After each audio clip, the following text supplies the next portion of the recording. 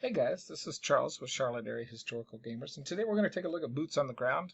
It is a great little game for fighting solo, just because it has a nice little deck of cards that you're playing against as far as the Insurgent player.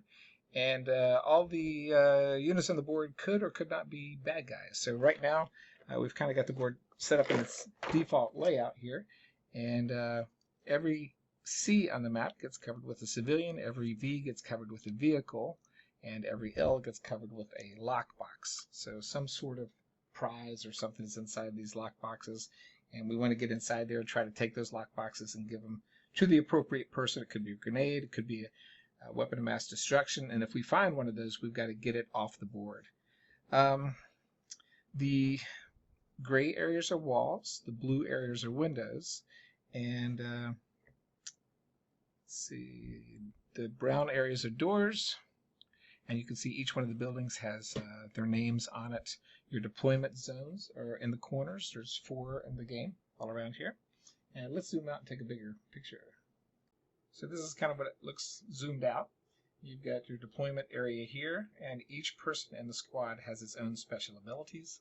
The scenario we're taking a look at is clear, and as part of the clear scenario, you're going to have an insurgent in every window, which is very unusual. But we're going to have a lot of guys attacking us here. Most of the cards over here will bring in more insurgents or move these insurgents around. The fact that they're already here just means it could be really bad for us. So all the blue spots have insurgents in them, and we are set, right? So going back to the layout, you've got civilians that could, as soon as you go adjacent to them, you find out whether they're a civilian or an insurgent just by flipping them over. Flip them over, they're a civilian, you're okay. If you flip them over and you find an insurgent, you're not. Cars could have an IED bomb on them, like so. IEDAs can be disabled by your heavy weapons expert, or not. The cars can also be used as cover. If they explode with an IEDB, you take damage, and hopefully your medic can help you out there. Combat is very simple. You basically just take the modifier on the counter for itself, add it to the appropriate player, and you could also add defensive value too. But you subtract the difference, and if you roll 2 or better, it kills an insurgent. If the insurgent player rolls a 4 or better, it kills the American player. A 2 or more just does a wound, and then again your medic can help with something like that. All right, so taking a look at the gameplay and how it works. We've got each individual unit down here in the corner and ready to enter the game. So snipers get a +1 when shooting 6 or more away. Leaders get a +1 for their firing, and they get to move 5. Sniper gets to use 4. The medic gets no benefit for shooting, but gets a 4 movement rating. The demo person gets a 0 and a 4. Heavy weapons expert has a 0 and a 2, and I can't remember what the 2's for, but we'll skip that for a second. The 3 is the movement range, a -2 for the scout, and 7 is his movement rating. So each one of these guys, like I said, has their own special ability, and we could look at the chart included with the game to see the demo expert person can do a create a door for an action, throw a grenade as an action, or fire an RPG. So when we activate him for his action, nobody else can be activated. And the only way to do team movement is if everybody is adjacent to each other. The scout for an action may reveal the next card. Any cards revealed by the scout allow placement and movement for the insurgents, but none of the insurgents placed or moved by the card may fire. Let's see. Heavy weapons. So the heavy weapons expert gets 1 offensive die roll for the heavy weapons expert. Can be applied to up to 3 different targets in range with a 0 fire modifier. So that's a once per game. Or he may fire at 1 target with a +2 modifier. So that's good to know. All right, so it's good that he has a +2, and we might want to move him to the front since he does get that benefit, and since we're going down the gauntlet of pain here. All right. So we're going to activate as a group, and we're going to try to remember facing. We're going to try to remember where our opponents are, and we want to take out this guy. We want to try to get to these that can damage us in return. So let's first do the leader. he'll go up 1, 2, 3. And we can't fire on him yet because we're not sure if he's an insurgent or a civilian, so we're just going to wait there. And so we'll take our medic up. So 1, 2, 3, and we'll face him towards this window here. We'll go ahead and do that fire attack.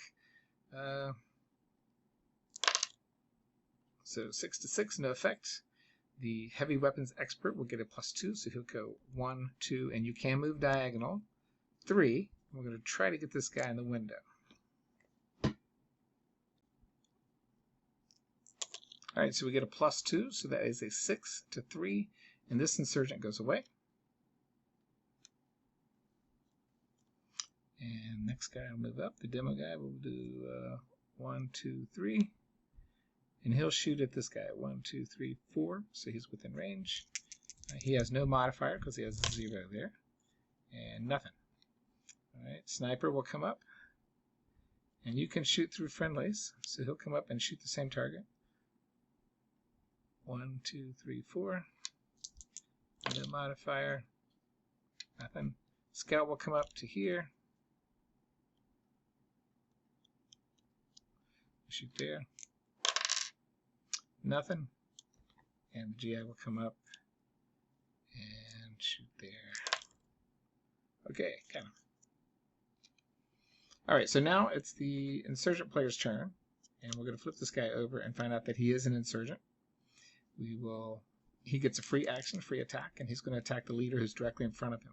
So if you attack somebody from front on, there's no benefit. But if you attack somebody from the side, like the medic here, he would get a +1. From the back is a +3. So you got to be careful what they're facing. The insurgent player is a 1, so there's no effect there. And now it's the insurgent player card. So the closest door explodes from an IED. Alright, so the closest door would be right here. There's nobody around it, so there's no effect. And so now it's the American player's turn again. So we're going to do the same thing. We're going to try to activate as a group. So let's do, we want to clear out a building. This building has a door here. This building has a door here. We could all run this way. So we'll leave our sniper kind of at the end here because he has the longest range fire and the best.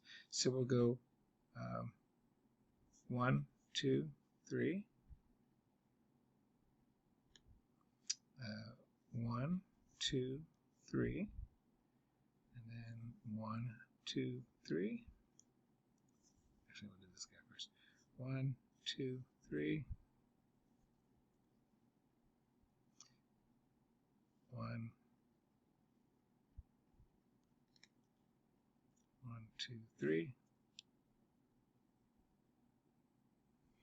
And the reason I have them facing different ways, just in case the card comes back, where somebody could come up out of a door or out of anywhere. The sniper will come up to here.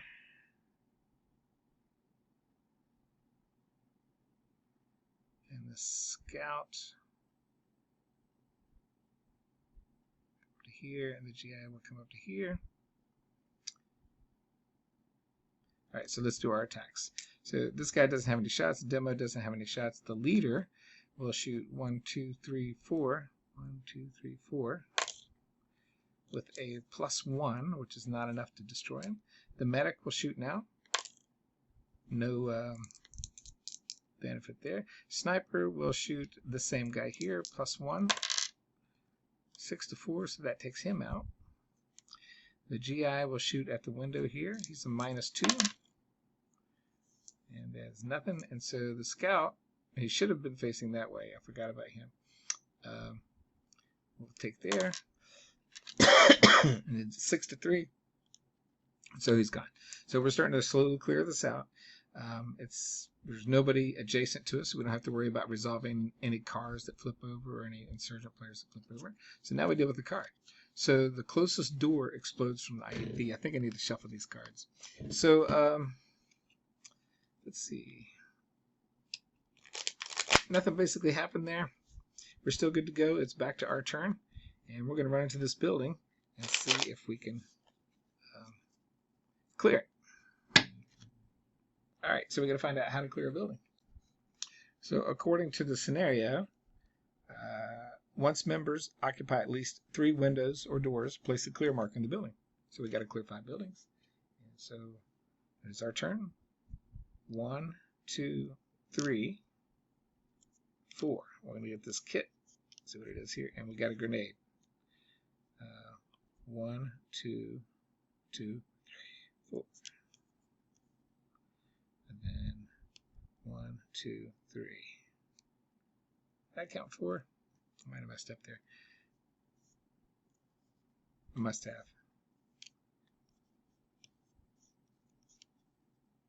Definitely don't want to split my guns apart. All right. So this time the sniper's going to shoot the right direction. Medic will cover this way. The leader will cover this way. All right, so we'll do our scout first. Oh, sorry, sniper. And that is a 3 to 3 plus 1 is a 4. Oh, I'm sorry, that's more than 5 away, so that's a plus 2. So he's gone out of the game. The scout will then shoot. He's behind that car, so he can't shoot anything. So that's pretty much it for the American player's turn. We're going to draw a card and see what happens here. Move 4 insurgents up to 5 spaces each and fire on the closest. So this is a really bad one. So it's not like new insurgents are introduced to a game. This is like moving the closest 4. So let's see what happens. 5 spaces. Well, it's going to be rough. Fortunately, I think we should have insurgents here. Here. Clear these windows. Here. Up here.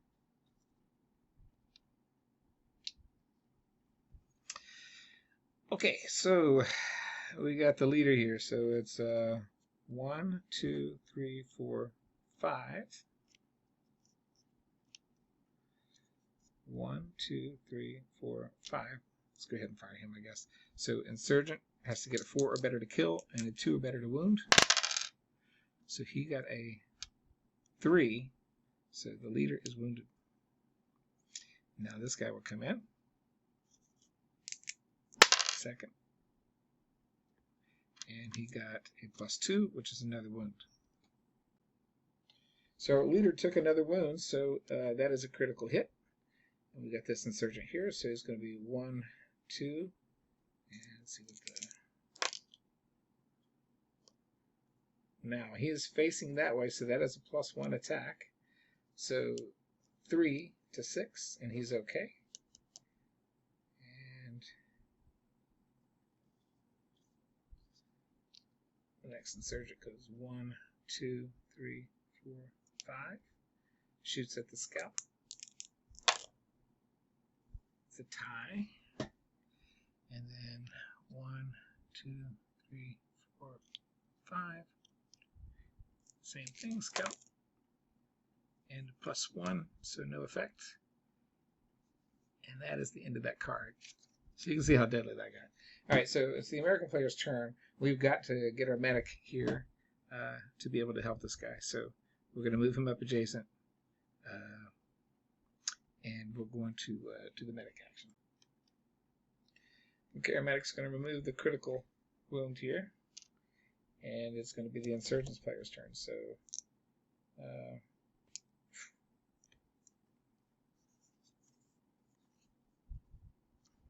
place 1 new Insurgent in the closest unoccupied window or door space and fire. So fortunately, the door is blocked here. So it's going to have to be from here. And we'll put an Insurgent back in this window. And he will fire at the leader, which makes the most sense. And so we'll do...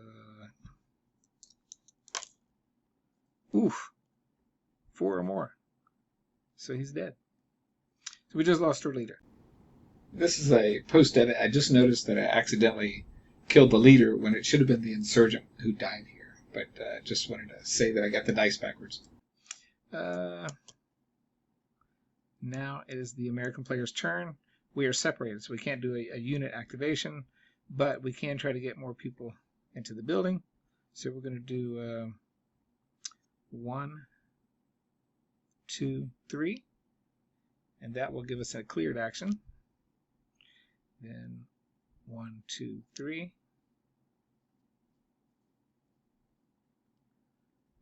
1, 2, 3.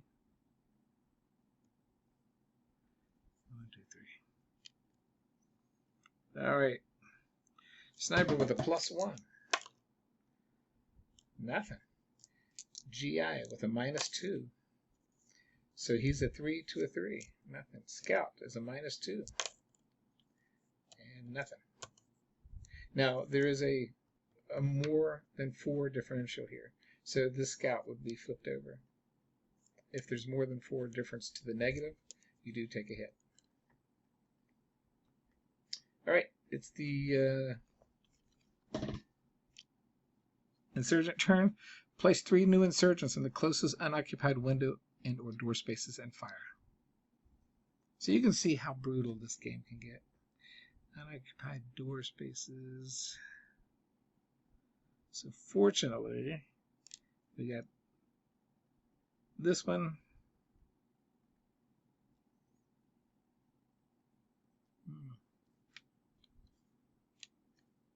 Trying to find more insurgent markers. I got a whole bag of here. All right, they're inside the windows here. I'm going to check out the shooting inside of a building. I can do that. I guess you can, because there's walls here, right? So, say these guys are turned around. And our first attack will be from here to the medic. No effect. See if that negative modifier applies to -3 or more. So, he's gone. Insurgents can only take 1 wound. Insurgent shooting against the medic. And that's -2. And here to here for the scout. And it's -2. That's pretty much it. Okay, so we've cleared 1 building. And now it would be the American player's turn. Lots of fun, lots of interesting scenarios, a lot of variety, kind of fun to play against the cards. Brutal card play sometimes. But I hope you get a chance to play the game. There's 3 copies on Board Game Geek right now for about $24, and it's definitely worth that, even just to poke around with it and have some fun some afternoon. And it has a good feel to it. I like the differences in the units and how you a little bit of strategy and how it all works. I'm not a fan of modern day warfare usually, but this one plays out pretty well, and it actually taught me some valuable lessons as far as why the military does certain things and their actions and things like that. So I hope you enjoyed the video, and take care.